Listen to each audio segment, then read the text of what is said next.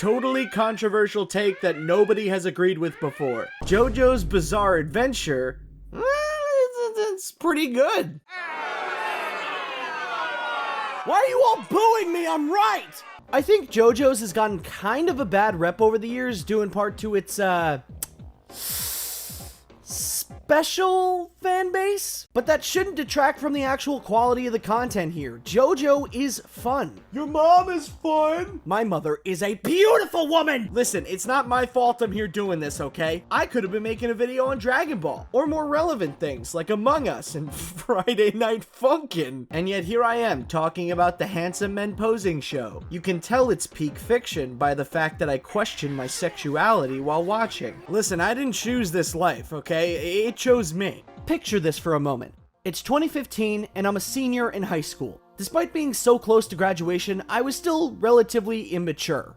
I was edgy and still thought that this image of DJ Khaled was funny. My main mode of social media at the time was Tumblr, since all my friends were using it. I would scroll on my dashboard for hours on end, looking at memes, art, and things tagged with some of my favorite media. One day, I came across this weird page.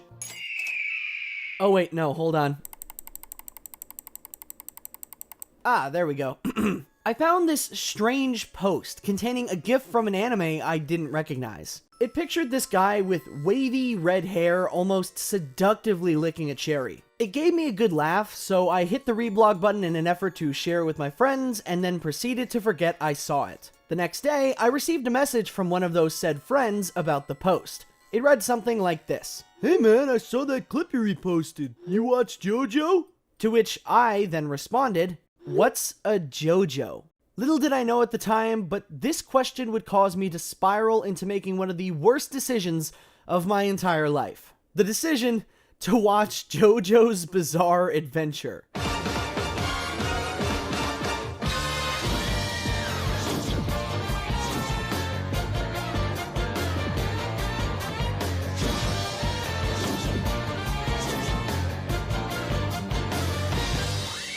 Like I said, I love this series. I think it's awesome, but my god, did it completely overtake my life after I started watching. Yeah, I became one of those people. The main reason behind me even wanting to make this video in the first place is because my friends are sick and tired of me recommending the show to them. If I mention that I believe Josuke Higashikata to be the voice of a generation one more time, I think I'll become the victim of numerous simultaneous homicides. So yeah, that's why I'm gonna do it in video form, because you can't strangle a video. I'm hoping to make this the first part in a series, each tackling a major arc in JoJo, but it's pretty uncommon for me to do a lot of video essay stuff like this, so I don't know, we'll see. At the very least, I'm hoping that this video will help new potential fans to finally take the plunge into the show, as well as having old fans take a moment to reflect with me on the series as a whole. The good, the bad, and the stupid. And hey, if you're a longtime fan like me, welcome! I see that you carry the mark of the devil as well. If you don't know already, I'm Salty, as in like, that's my username, people call me that, very funny name, haha, yes. And welcome to my in-depth Jojospective, a bizarre look back on JJBA.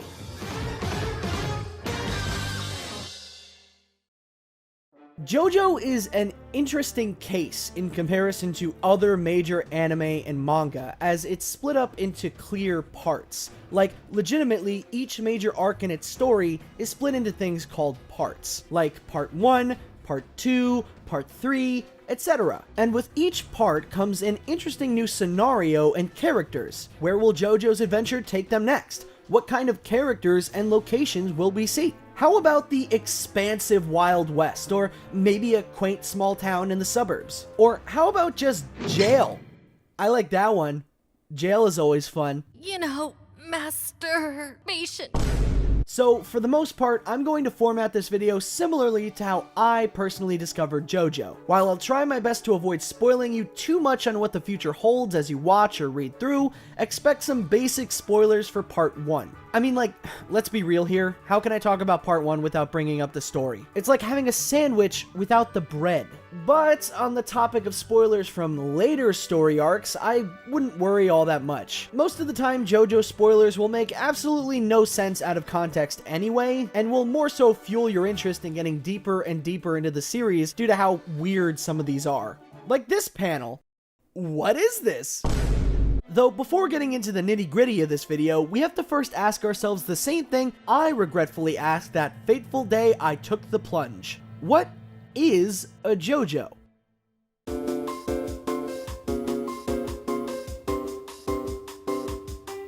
Well, JoJo's Bizarre Adventure is an extremely successful Japanese manga and anime series created by Hirohiko Araki. If I had to describe it without giving too much away, the main word I'd use is, well, bizarre. Just as the title may inform you, it's a really weird series. Like, get this. You know how American media satirizes anime and Japanese television as, like, super crazy, bombastic, colorful, and, well, funny for all the wrong reasons? That's exactly what JoJo actually is, but unironically, as much as it might not seem the case at some points. Yet, even with a description like that, against all odds, people still love it, including myself. For me, getting into JoJo's is a lot like smoking. You try it for the first time and you gag a little bit. It's gross, you don't get why people like it. But out of sheer morbid curiosity, you try it again. And again, and again, and again, and bam, you're a chain smoker. Or in this case, an anime fan, which, depending on your point of view, is a whole lot worse. JoJo's is by far not Araki's first work. He had plenty of previous experience in the manga industry before JoJo was even a blip on the radar, authoring lesser-known stories such as Outlaw Man, Gorgeous Irene, and Bao. That being said though, the creation of JoJo is what skyrocketed him into legend status, with it not only being his most successful series, but the longest running one, having been started over 30 years ago and still ongoing to this very day. My man's has been at this for a while, and you can tell he loves working on it as much as the fans love reading and watching it. Speaking of the latter, it was only until fairly recently that JoJo was even given an anime adaptation. Despite its popularity and age being similar to that of other long-running shonens of the time, it only became greenlit for the small screen back in 2012. Animated by David Productions, which I can only hope is owned by a guy named David, the anime became an absolute smash hit, and to this day is preferred in many cases over the original manga it's based on by its fans. In fact, it was only because of the anime that the West was even properly exposed to JoJo's, at least in any official capacity, in the first place. Previously, despite its popularity, English-speaking countries got limited access to JoJo-related media, with the only notable entries being the Part 3 OVA series and their first fighting game, Heritage for the Future, both of which are some solid pieces of JoJo content, but aren't substitutions for the main series. In an extreme example, it's kinda like if the only Mario content we got in the US was an off-brand coloring book and the Super Mario Bros. Super Show. It's just sort of not the same as getting the actual thing. I should quickly clarify that the Part 3 OVA has some pretty god-tier animation, and Heritage for the Future is one of the best JoJo games. Just don't want to make it sound like I'm discounting those two. So why couldn't JoJo make the crusade across the globe sooner, you might be asking? Or maybe you aren't asking that, I just assume that you are. Well, it has to do with a little something called copyright. Or at least that's what most fans think. A lot, and I mean a lot, of characters, abilities, and locations in the manga are named after music, specifically Western music, and many have come to believe that this is why it's taken so long. You know how English-speaking people obsessed with anime and Japanese culture are labeled as weeaboos? Well, turns out Japan has their own terminology for the opposite of that, westaboos. People obsessed with Western culture, and JoJo's creator, Hirohiko Araki, is one of those people. He has a very obvious love for Western music and likes to portray that through his stories. The reason he's allowed to do this in the first place?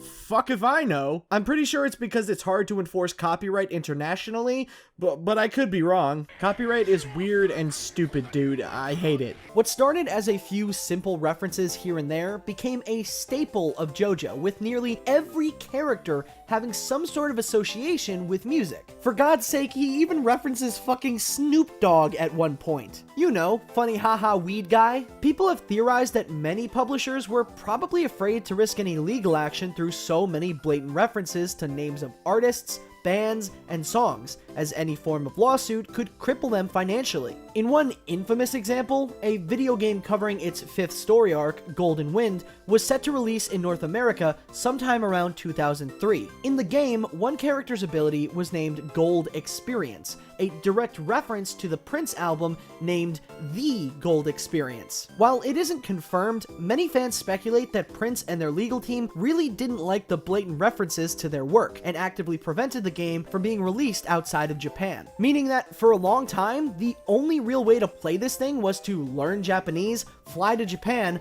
buy the game, and buy a Japanese PS2, because that shit is region locked. Thanks, Sony! Jojo media for English speakers just wasn't properly accessible. Fan translations of the manga started to pop up online for a while, but many of these translations were initially kind of crappy, and they only really gained major attention after the anime got popular. To remedy these copyright issues, when the anime began streaming on subscription services like Hulu and Crunchyroll, groups tasked with subtitling the Japanese dialogue made the decision to change each musical reference to something more ambiguous to what it was referencing. For example, we got some minor name changes, like Black Sabbath to Shadow Sabbath. You know, stuff that doesn't really stand out but still sounds cool. But then we got more obtuse name changes, like Sticky Fingers to Zipper Man.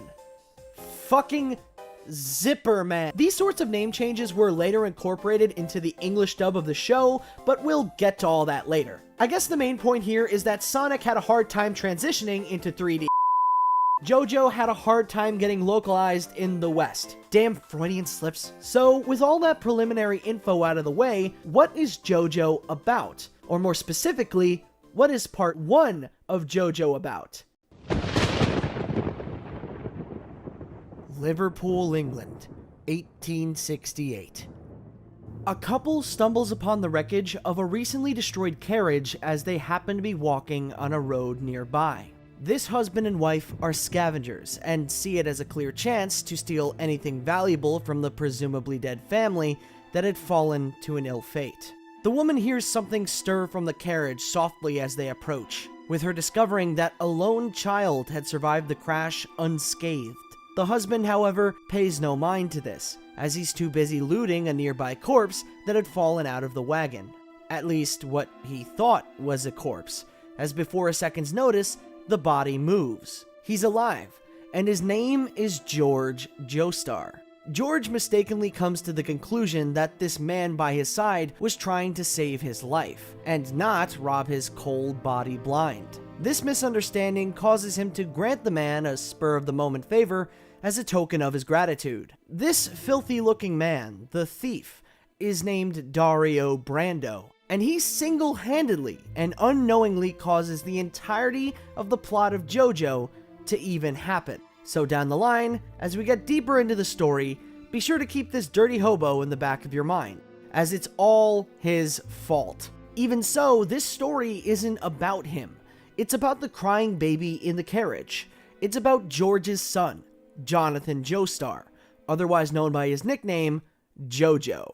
We flash forward to the Joestar estate nearly 12 years later, learning that the Joestars are a rich family, owning huge acres of land as well as a mansion that towers over the property. Jonathan is a big boy now and is shown outside playing with his dog Danny as we see a carriage approach. The person inside is the one and only Dio Brando, the son of the homeless man that, quote-unquote, saved Jojo's father's life. Dio had lived in poverty for practically his entire early years, surviving only in part due to his incredible street smarts and cunning. This way of life caused him to grow up bitter and harboring a grudge against humanity for not giving him the proper chance and treating him like garbage. The reason that Dio is arriving at the Joestar Manor is due to his remaining family having passed away, leaving him to be orphaned, and George taking it upon himself to adopt Dio and accept him into his family. That's right, the favor granted to his father ages ago was that once his filthy-looking ass dies, Dio would be raised by the Joestars. The first to meet are Jojo and Dio, and much like what many newfound stepbrothers do when meeting for the first time, Dio kicks Jonathan's dog in the face as hard as he can. Oh wait, no, that is animal abuse. Sorry, I get that confused. I get that confused with brotherly love. This is a certified bra moment. Can we Can we get a bruh sound effect number 2, please? Bruh. Thank you! Jojo is obviously pretty peeved about this, but decides to give Dio the benefit of the doubt. Surely he must have had a good reason to assault the family pet. Maybe he's a Scorpio. That being said though, Dio makes it very clear that he kicked the dog for shits and giggles, and tells Jonathan to know his place. This is the start of the many conflicts between the two, the pair always being opposite sides of the very same coin. Jojo is the more earnest of the duo, a true gentleman as he calls himself, trying his very best to fight for justice, while Dio on the other hand is the adverse. Having grown up in the slums, the last thing he ever wants to do is be a gentleman. Using underhanded tactics and his twisted mind, Dio aims for one thing and one thing only: sheer, unadulterated power. Throughout his lifelong journey, he craves the strength to assert his dominion over the world, and authority to make even time itself kneel before him. But as of now, he simply lusts after the Joestar family fortune, what he believes to be the very first step towards his limitless conquest. As the story continues, we see some more similar clashes to the one between him and Jonathan earlier. Dio destroys Jojo in a boxing match, gaslights his friends into hating him, and even turns his own father against him. Surely at this point, Jonathan would have had enough. Maybe he'd fight back, show his newfound brother who's boss, maybe find some neutral territory, some peace and friendship? But then Dio steals his girlfriend's first kiss, smacks her upside the head, and well, hashtag respect women.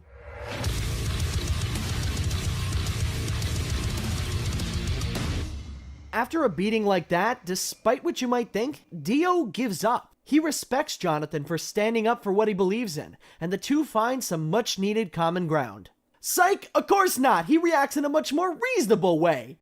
He burns Jonathan's dog to death in a furnace. I'm pretty sure that that's not how you do that. Thus ends episode 1.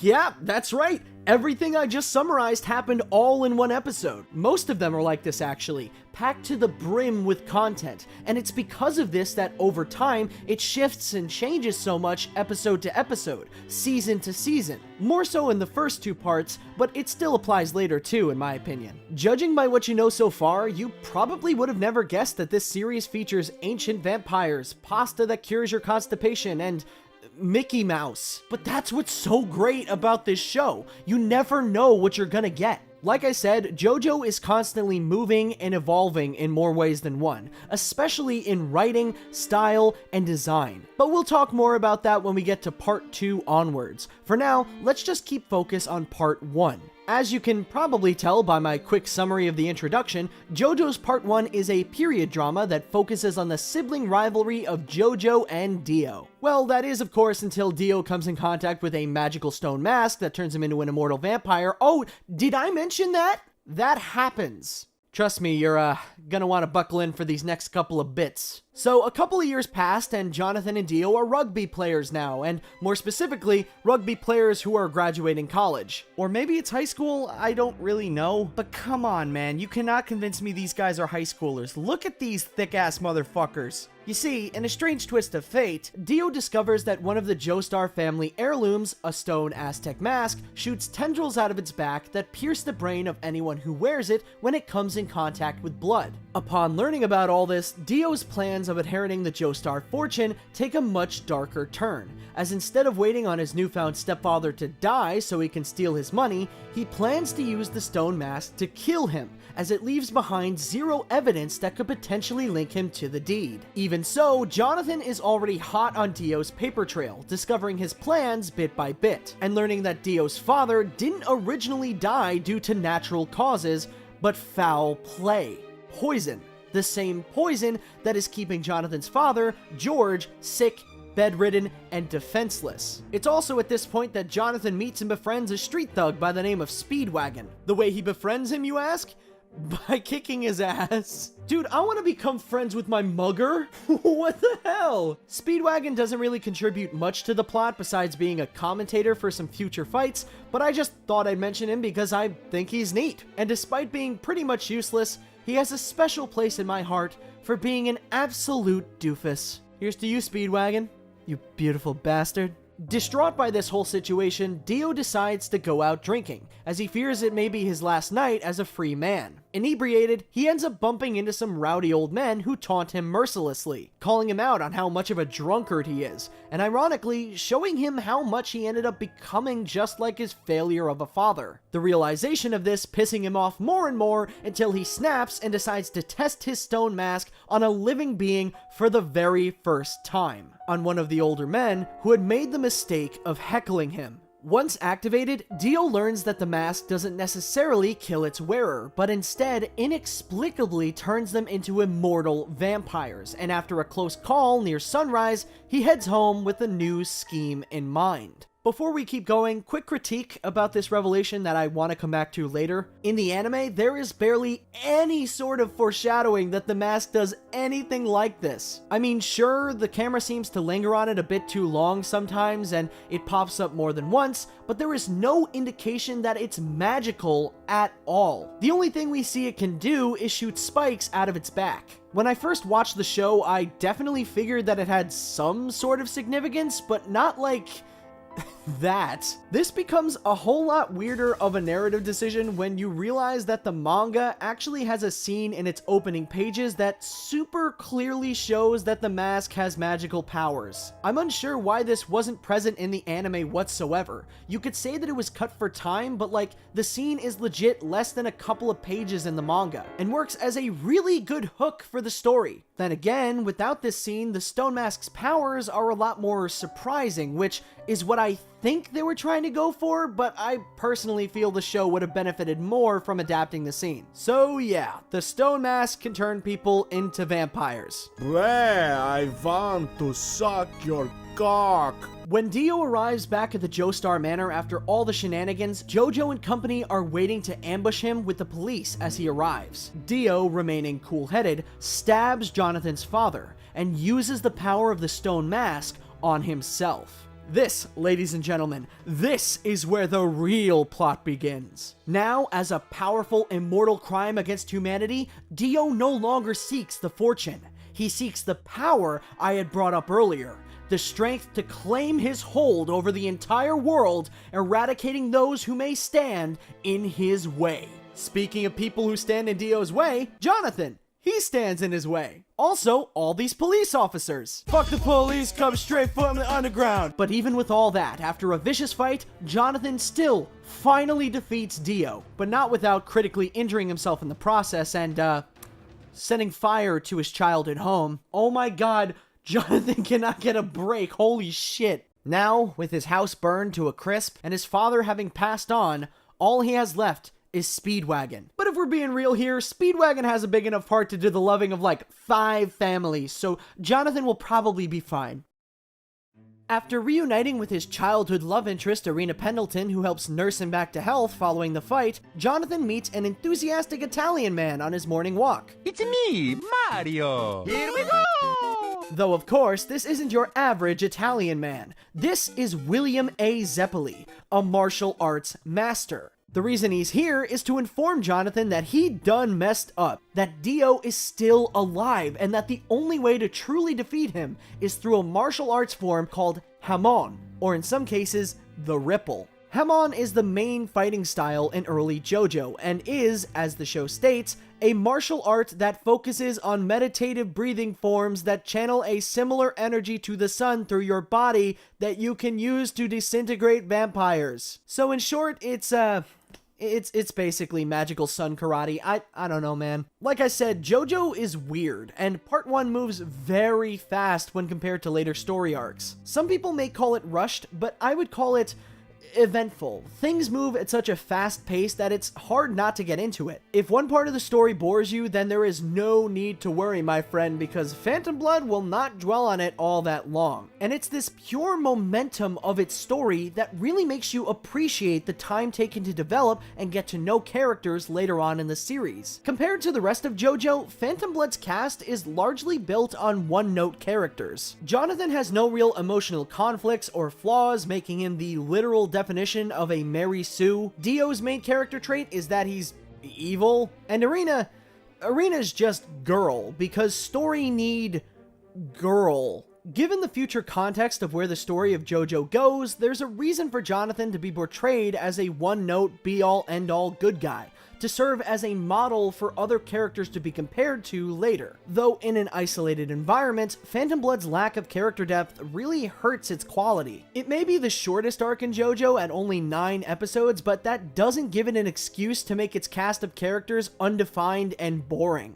Like I said though, later storylines improve upon this and even give new life to some of the original cast. If you're upset that some characters aren't given proper backstories and sort of show up out of nowhere, I think that may have been the point here. Part 1 is their backstory.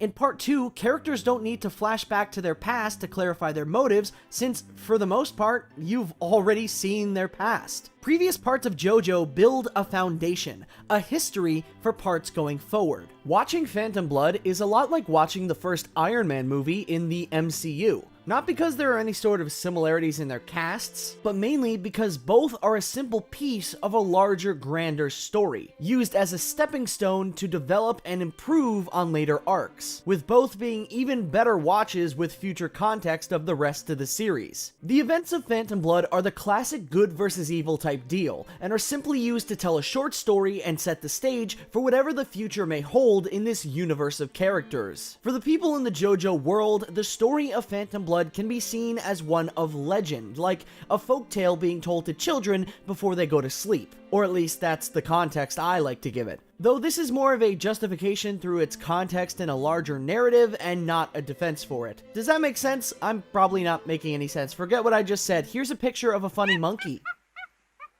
Yeah, that's a monkey funny.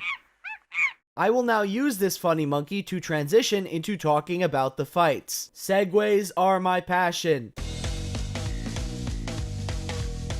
Being a shonen, Jojo is of course all about the action, meaning that, at least for me, it needs to have 3 main components: solid setups, creative writing, and in the case of the anime, good animation. In the case of setups, Part 1 is passable, though most of the time fights either boil down to characters standing across from each other menacingly or flying. There are a couple of neato scenarios, like how in a later episode Jonathan has to fight underwater, in which he realizes that he can't use his hamon without breathing. And of course, the climactic final battle at the end of Phantom Blood that we'll get to later isn't too shabby either, but like I said, we'll get to that when we get to that, blah blah blah blah blah. These sort of creative setups are some of Jojo's biggest strengths, especially down the line beyond Part 1. You can definitely tell that Araki was testing the waters here and experimenting with stuff, and I appreciate that. Though I'd say that a big problem with Phantom Blood is the way characters win those fights. Like I said, Araki's writing chops improved more and more as the manga went on, and although this is evident in the lack of depth of his initial characters,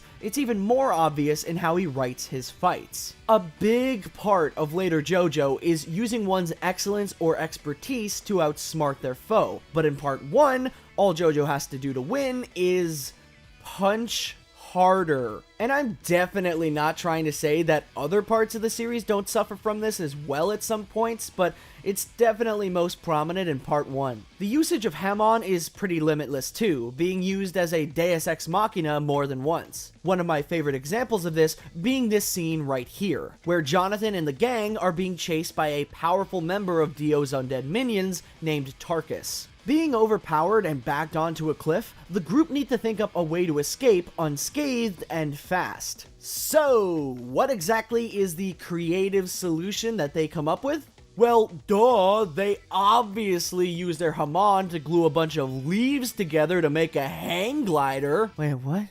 Huh. I'm pretty sure that's not how you do that.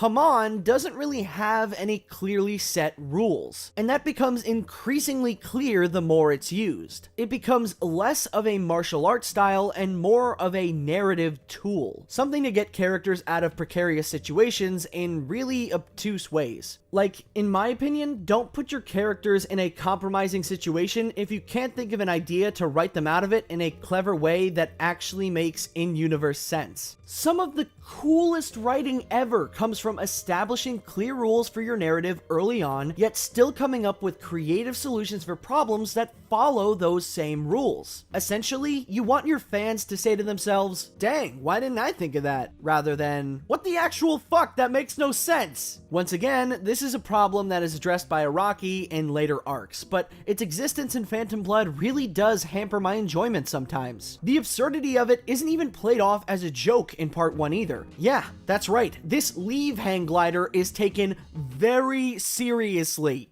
Switching gears for a second, in regards to the animation of the show, it's pretty standard for the medium. Not really much to comment on here, no bad stuff, but just not anything crazy as of yet. Though, since the animation isn't anything too crazy, that does beg the question, should a person read the manga or check out the anime for their first experience with the series?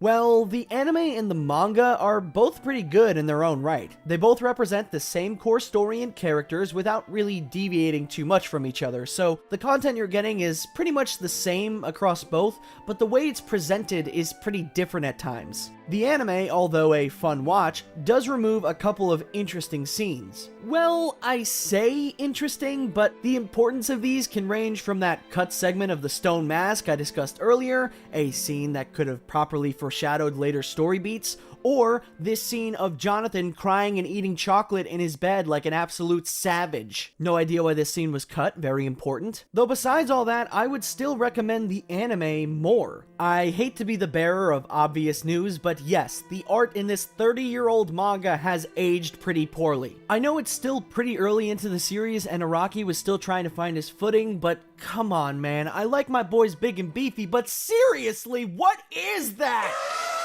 Not to mention that some scenes were actually added to the anime that weren't present in the original manga. These scenes in particular being ones that help give more context to who Jonathan and Dio are in the first episode. Like I said, lack of any character depth was a major complaint for me, so any additional scenes we have of our main boys to help establish their characters and motivations more is very welcomed. One of my favorites being this one that shows how Dio was treated living in the slums, giving more information as to why his moral code is so twisted later on. Also, a major benefit of the anime only recently having been adapted is that the art and design are a lot more stylized and consistent all across the board. Oh, and lest we forget one of the coolest details in the adaptation, the color palettes. In the anime, you get these really cool scenes where the colors of characters and set pieces change depending on the mood, and this is unique only to the show. Since manga is originally produced in black and white, JoJo's creator Hirohiko Araki has no set color schemes for the characters he creates. If you look at official art colored by him,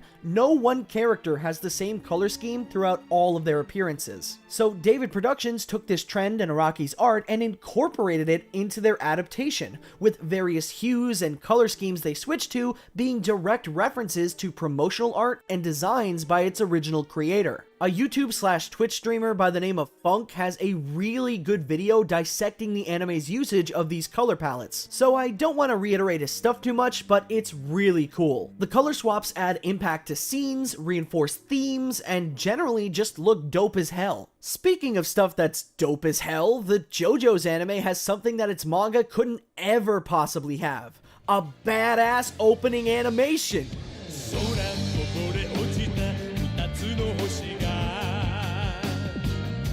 If for some reason you've been living under a rock your entire life, every TV show has some form of opening sequence, and anime opening sequences, which are usually just called OPs for short, are almost always just incredible. And JoJo's opening sequences, well, they are definitely no exception to that rule. Look at this shit! Please pardon me for the next couple of minutes as I fanboy about Phantom Blood's opening.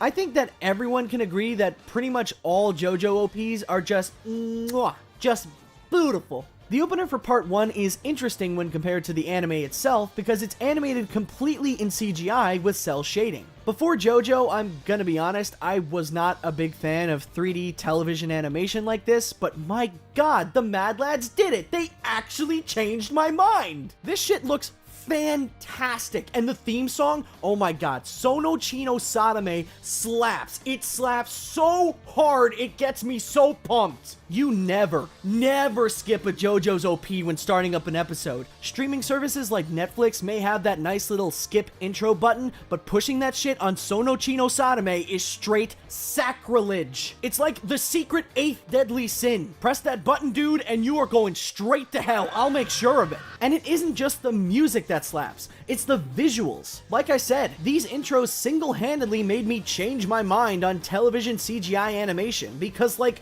look at this shit. Look how freaking cool this is. Not only that though, but the anime opening has a ton of cool little Easter eggs and details that foreshadow later events in the series. Part 1's opening starts this trend of subtle foreshadowing through later adaptations as well. Since the anime started airing with nearly 30 years of story content to adapt, it has the advantage of knowing the entirety of the plot of JoJo in advance, and David Productions definitely uses that to their advantage. I don't want to focus on it too much because I said I wanted to avoid spoilers for the most part, but my god, this opening has references to parts 2, 3, 4, 5, 6, and 7. To give some perspective on how far in advance this is getting in terms of foreshadowing, the anime is currently sitting at 152 episodes as I'm recording this, and still hasn't covered part 7. These aspects not only make earlier arcs way more rewatchable for anime fans, but they make for cool surprises for those who have already read the manga. It's super awesome! I love that!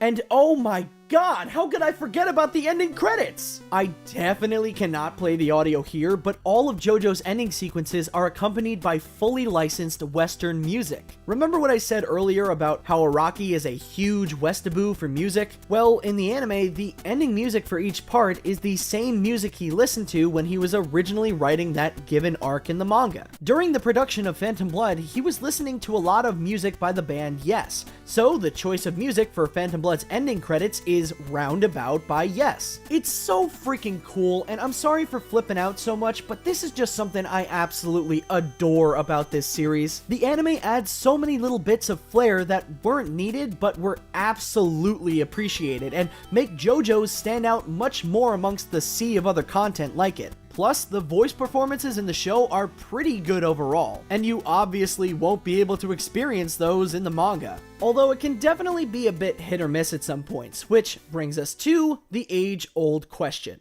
Which is better, the sub or the dub?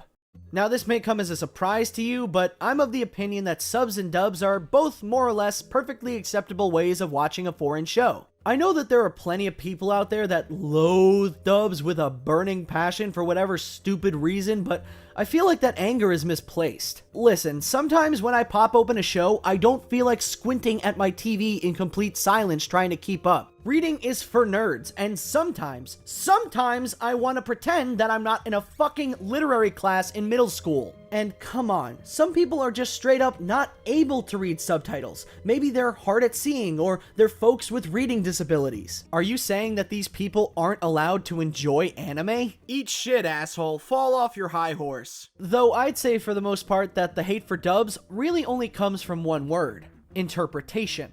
You see, the way that dubs are recorded varies a lot from the original audio of any given anime, with dialogue in particular having to be slightly tweaked from its original translation in order for the English voice actors to properly sync up their lines with the movement of characters on screen and their mouths, as to be sure to at the very least not change any of the original visuals. Some changes are a lot more drastic than others, but more often than not, dubs usually try to stick as close to the original as they can. That being the case though, what version you decide to watch is really entirely up to you. But when it comes to JoJo in specific, I've found that there are a couple of key differences to keep in mind depending on what you want out of the series. For JoJo's Bizarre Adventure, sub versus dub is more of a gasp versus laugh type of thing. And what I mean by this is that certain scenes in the anime are far more dramatic or accidentally hilarious depending on which version you watch. JoJo, of course, has purposefully comedic elements to it, but certain scenes are far more hilarious in the sub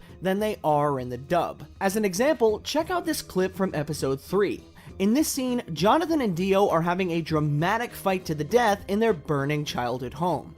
Dio has just murdered Jonathan's father in cold blood and is now set to kill Jonathan as well, kicking him directly into the flames below. The original line for this scene is, Goodbye, Jojo! whilst the dub version for this line is, Die for nothing, fool!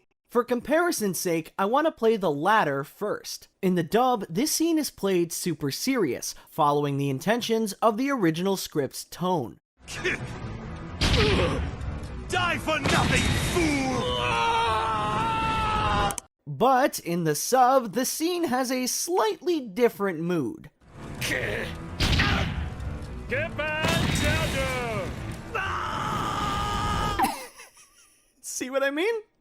See what I mean? I can't make this shit up. As native English speakers, the sub version is inherently funnier due to the Japanese actors trying their best to speak English in certain moments. Hey, baby! That being said though, from my point of view, the main drive of this scene is not to be funny. It's supposed to be dramatic, but the language barrier just makes it super comedic. So in this case, if you're striving to feel the same emotions that the writers and animators intended, you should watch the dub, because since it's already all in English, you don't get the awkwardly funny voice takes that you would get otherwise. However, before everybody crucifies me, listen, I personally would still recommend the sub over the dub. My first experience with the show was with the sub, and that's what I find to be my favorite vocal representations of these characters. Even if it may have some unintentionally funny moments, many fans believe these to be a part of the JoJo experience and actually add to the show, to which I have to agree. The JoJo experience as a Westerner is all about the memes, and a lot of the in-jokes in the community come from the sub rather than the dub. Also, despite keeping some moments in the show serious, the dub does have one major flaw in my opinion: the super forced accents. You must be Dio Brando, right? And you're Jonathan, heir to the Joestars. Yes, please call me Jojo. Ha! Cut you straight to the bone, looks like. Granted, I didn't think you'd hoof the shiv at me like that, but my chapeau still hit its mark. It's me, Mario! You've been planning to murder him for years now. I knew it. I knew that you were playing false with us. But now your villainy is over.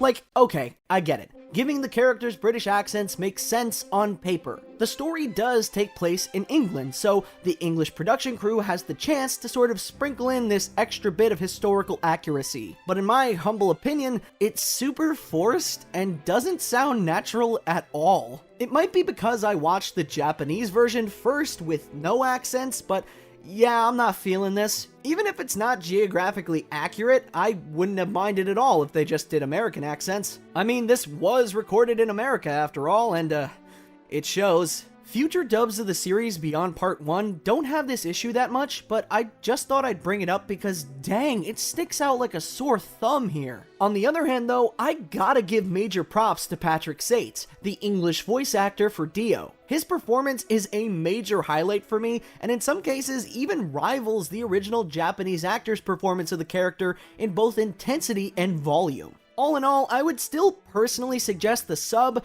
but the dub is good and unique in its own way, despite its flaws. So, either option you pick, you're in for a pretty good time. And now, with all that out of the way, let's finally get back to the story. The rest of the plot of Phantom Blood follows Jojo, Zeppeli, and Speedwagon as they track down and find Dio, who has created a zombie army with his newfound vampiric powers and plans for world domination. Also, there's a little boy. Who is this little boy? Does he matter? Not really. We will henceforth ignore the boy. Sorry to all the boy fans out there, he does nothing. The gang proceed to have a couple of one-off fights, discover how to properly harness the power of Haman, and Zeppeli fucking dies. Huh. Well, that's not how you do it. Yeah, so out of nowhere, Zeppeli gets his shit kicked in pretty damn hard. He does die in a pretty admirable way, though, in a nasty battle against that Dio minion I mentioned earlier, Tarkus. Though his death is not in vain, because using his final breaths, he transfers all of his remaining Hammon energy into Jojo, and upon being cradled in Jonathan's huge himbo arms, Zeppeli parts one final piece of wisdom onto his pupil before passing on. So long, Bowser. After a quick body burning, Jonathan and Speedwagon make their way to a nearby town. On the way there, they're ambushed by a strange man capable of doing a cool midair split. This strange man is named Dyer. He's another Hamon user like Zeppeli, and explains that the two were colleagues who learned of the fighting technique together under their master named Tom Petty. Speak of the devil, Tom Petty and another pupil named Straizo then proceed to appear as well. The trio find themselves here in England due to a letter that they had received from Zeppeli that was sent before Jonathan had started his crusade to track down Dio. The reason they're here is to help kick some vampire ass, joining up with Jonathan for some much needed assistance. Now, with 4 total Hamon users gathered, the group finally enters Dio's domain. And I think this might be a good time to talk about the man of the hour, Mr. Brando himself, Dio. Like I said earlier, and similar to other characters, Dio lacks a lot of solid depth to his character, but I absolutely love how evil he is. It's the man's main character trait, and he kind of rocks it. I mean, the first proper introduction we get is him kicking a dog. That's like a universal no-no, and it only gets worse from there. Overall, he's not that complex of a villain compared to what we get in other sorts of story-driven media today, but that's where I feel his strengths lie. He doesn't have some sort of convoluted moral compass where a viewer can kind of side by his actions at points and say, you know what, maybe Dio is right. No, he's just the absolute worst. He turned a single mother into an undead monster and then proceeded to make her devour her own child. Why did he do that, you may ask? Because this man doesn't give a flying fuck. Dio is just so unrealistically evil at points that he's always entertaining to watch. You always want to see what cruel tactic he's going to use next, and by cruel tactic, I of course mean what new vampiric power he's going to pull out of his ass. Speaking of pulling out, Dio probably doesn't.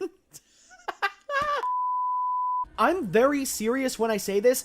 Dio is extremely overpowered to an insane degree compared to every other character here since becoming a vampire. In fact, allow me to enlighten you on the many abilities that Dio has at his disposal. Count along at home, kids. Let's see, he has enhanced senses, superhuman strength, he can fly, turn people into undead zombies, turn corpses into undead zombies, turn people into other vampires, regenerate his body, hypnotize people, fuse things together, teleport, freeze anything he touches, can boil his own blood, can use his veins as extra appendages, and he has laser eyes. Bro, can you imagine for a second how fucking cool the Twilight movies would be if the vampires had access to laser eyes? This arsenal of abilities makes Dio a huge threat, and because of that makes it pretty believable that Jonathan might not even actually win against him in the end. Anyway, Jonathan wins regardless, and Dio gets decapitated. Yeah, Dio goes down pretty quickly in the final battle at his castle, but not before killing Dyer. Oh no, everybody's favorite character Dyer that we only knew about for less than 1 episode. Oh no! If Dyer was your favorite character, please raise your hand. Yeah, that's fucking right, it was nobody's because Dyer sucks. But yeah, the most important thing here is that Dio is totally, definitely dead. And with that, Jonathan has finally won the day, returning home to marry his betrothed in celebration, Irina Pendleton. From here onwards, all the loose ends start to wrap themselves up. Peace returns to England as the remaining undead minions of Dio begin to wither away. Tom Petty and Straizo return home to continue their training. Speedwagon finally destroys the stone mask that had started this whole hullabaloo. And Jonathan goes on a honeymoon cruise with his newfound wife. A fresh beginning for their new lives together. Is what I would say if Dio wasn't still alive. This man has escaped death like 2 times already. Can I get a 3rd? As per fictional law regarding undead characters in media, you either have to disintegrate the body or at least destroy the brain for them to fully die. Like I said, Jonathan only decapitated Dio, unbeknownst to the fact that he could still survive without a body. Amongst the rubble he landed in, Dio is found by one of the last remaining members of his undead army, who secures his head in a glass case. Dio, having been humiliated by Jojo, hatches a scheme to board the honeymoon cruise that he and his wife are on by hiding within a sealed coffin. Coffin, vampires, I get that reference. I got that reference. Once on board, he secretly turns a large portion of the boat's crew into bloodthirsty zombies and baits Jonathan into the boiler room, where Dio finally reveals himself to still be alive, and in a less than graceful state. Jonathan is obviously shocked, but even more so when, after all these years, Dio finally admits to respecting him. His resolve and strength are that of a true gentleman, and Dio acknowledges this. But it's in this twisted admiration that Dio decides his new body will be that of Jonathan's, as Dio finds that no other being deserves to be his vessel more than his arch enemy. Tendrils break out of Dio's glass and begin attacking Jojo with his undead minions. But obviously, since he's the main character, Jonathan loses. In this final climactic battle to seal away the ultimate evil, Jonathan actually loses. He can't beat Dio and is overpowered. Realizing that he's fighting a losing battle, he says his goodbyes to the love of his life, and requests that she flee from the boat with the last surviving passenger, a lone baby whose mother was brutally killed by the undead running amok. Does this setup sound familiar to you? As the boiler room ignites into flames amid a malfunction, Jonathan makes one final effort to incapacitate Dio, leading him to cradle his disembodied head within his arms. He laments on how their fates have been forever intertwined, and that even with all of the horrible atrocities he's committed, Jonathan still feels a warmth for Dio, as even after everything is all said and done, Jonathan still considers them brothers. With that, the cruise ship explodes, and proceeds to sink deep into the ocean. Luckily, Irina and the baby escape, and use Dio's coffin as a small flotation device, living to see the light of the sun once more. Okay, heads up, I'm about to yell about this. Dude, isn't that ending awesome? Only 9 episodes in, Araki kills off his main character in such a crazy, dramatic way. To have your protagonist not only lose a big fight, but also die, it was unheard of. To give you some perspective, this was originally written 30 years ago, during a time where protagonists were synonymous with the manga they existed in. Nobody ever killed off their main character in a permanent fashion, especially not in a shonen manga, and especially not within the first arc. This was a huge deal when it first happened, and I, as well as many others, got to experience it completely blind in the anime adaptation for the West. I had no inkling that this would even happen. I thought Jonathan was going to remain as the main character of the series throughout its entire run. It left me flabbergasted and full of questions. Where was the series going from this point onward? Who would be the protagonist with Jonathan gone? Did Dio finally die? This was the point in the show that transitioned me from a viewer to a fan, and the answers to all of my questions were hiding just around the corner in Part 2, Battle Tendency. So, some final thoughts.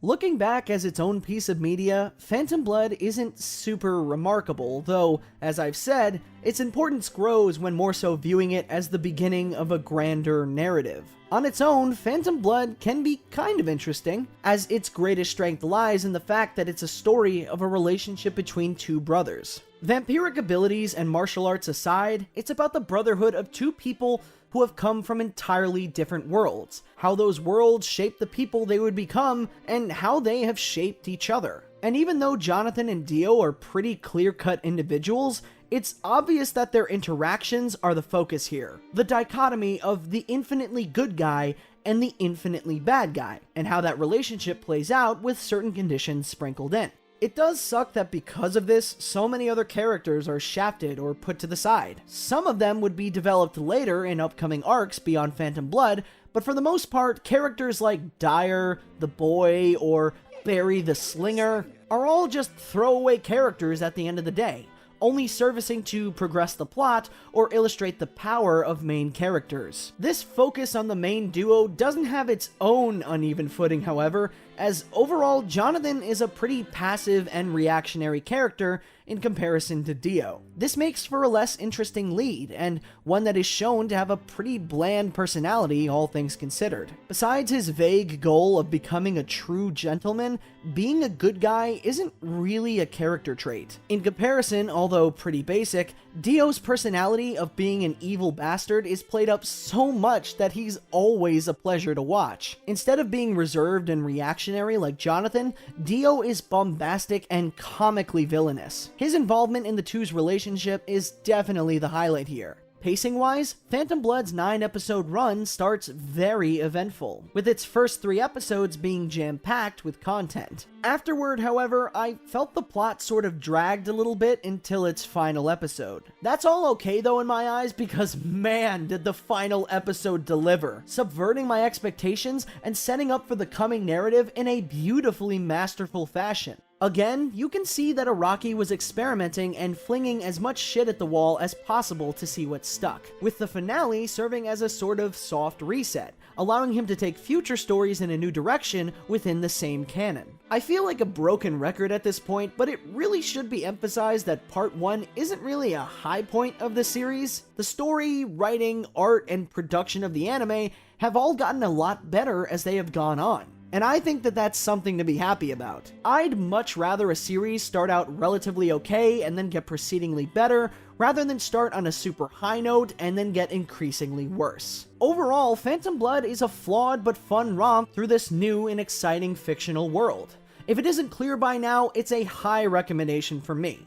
Not only because of its good aspects, but the impact it would later have on forming an entirely new and long-running universe of characters. And as the sun rises from the horizon, disintegrating all vampires in its path, so does the new chapter of Jojo rise as well. Shit, I don't know how to end the video. Bring back the picture of the funny monkey!